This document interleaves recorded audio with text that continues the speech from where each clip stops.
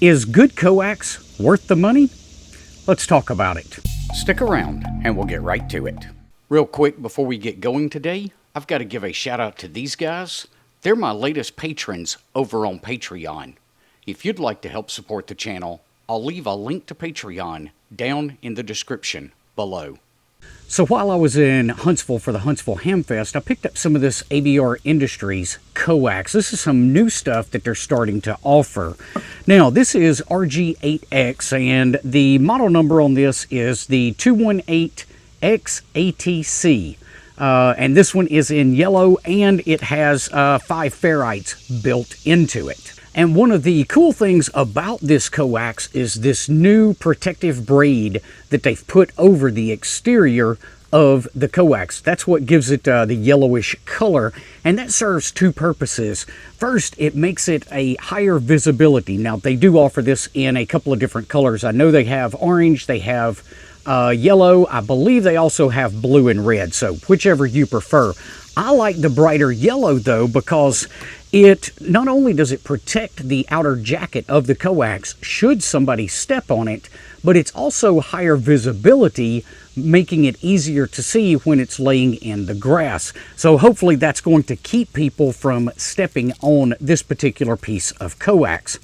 Now, I have ordered from ABR in the past when I needed some specific things, specific lengths of coax and things like that.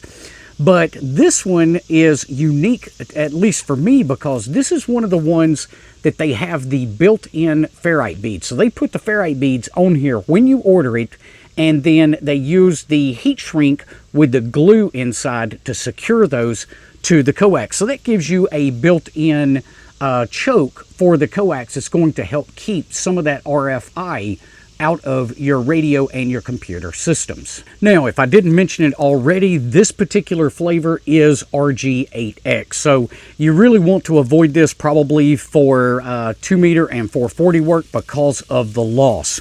Speaking of the losses, I've got the tag here that came with the coax. At 30 megahertz, you're going to lose 1.6 dB per 100 feet.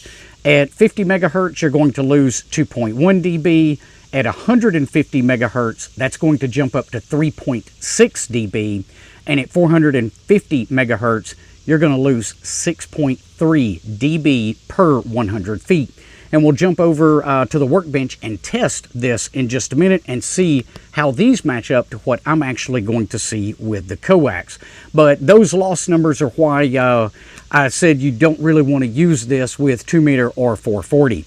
Now, granted, I'm only using 25 feet, so we would have to take those numbers and divide them by 4 to get the exact loss that I should expect out of this piece of coax.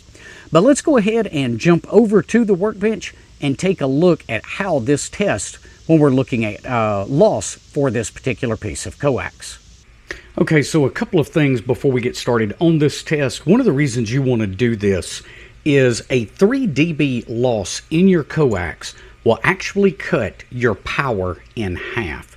So you want to know what your losses are in your coax for the frequency or frequencies that you intend to use. Now, let's take a look at this. I'm going to try to just lay this down and then so you guys can see it a little bit better.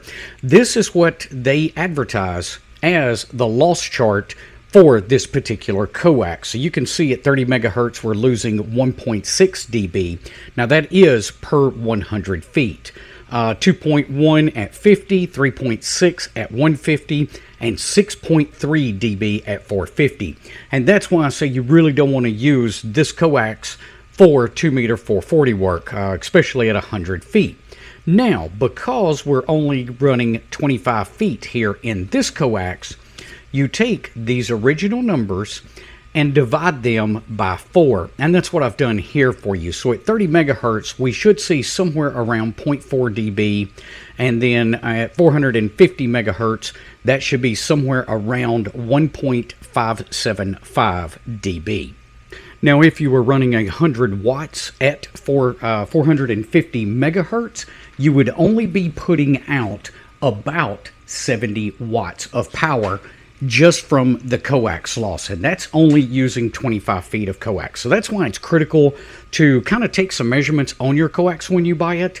I have gotten some really, really bad results off of cheap Chinese coax that I've bought off of Amazon in the past. Not all of it's terrible, but you definitely want to take the measurements and know what your losses are.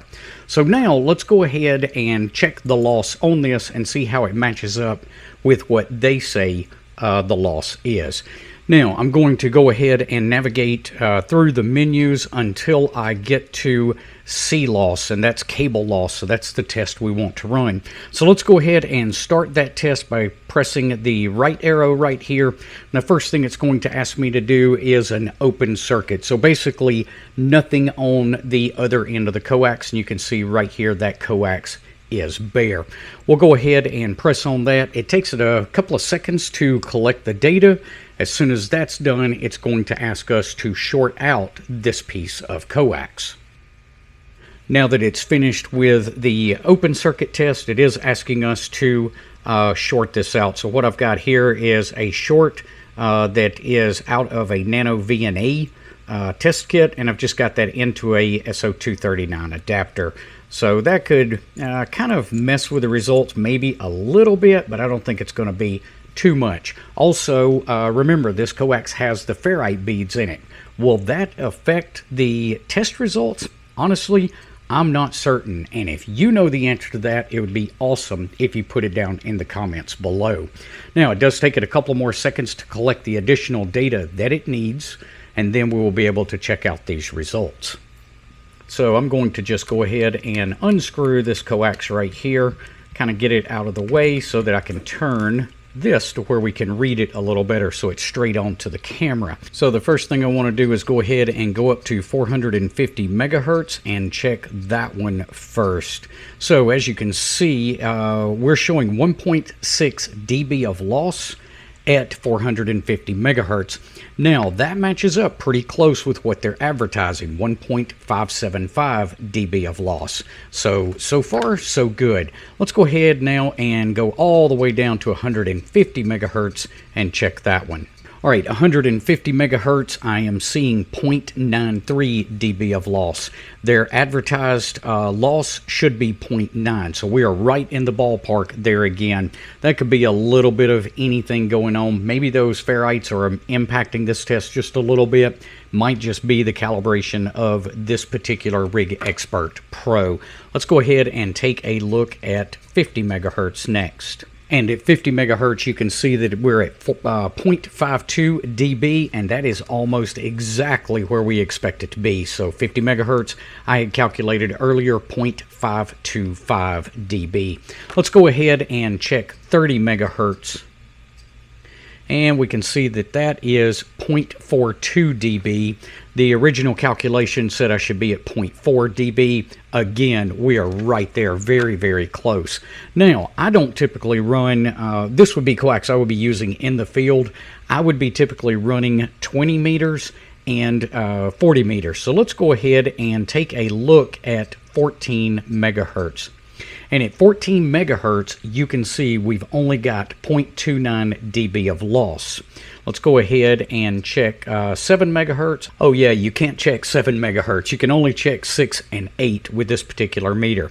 But at 8 megahertz, you can see we've got a 0.22 dB of loss. And at 6 megahertz, we've only got a 0.19 dB of loss. So both of those would be completely acceptable. Let's take that higher number there of 0.22. And if we run that through the calculator, typically I'm going to be using a 10, maybe 20 watt rig. As you can see right here, if we input 10 watts into that cable with a 0.22 dB loss, we're still getting 9.5 watts out of our antenna, or at least pushed to the antenna. So in my book, this definitely passes the test. So there you have it, guys. There's a look at the new ABR Industries RG8X Coax. If you found today's information helpful, be sure to give us a thumbs up before you head off. We will see you guys on the next one. Until then, 7-3.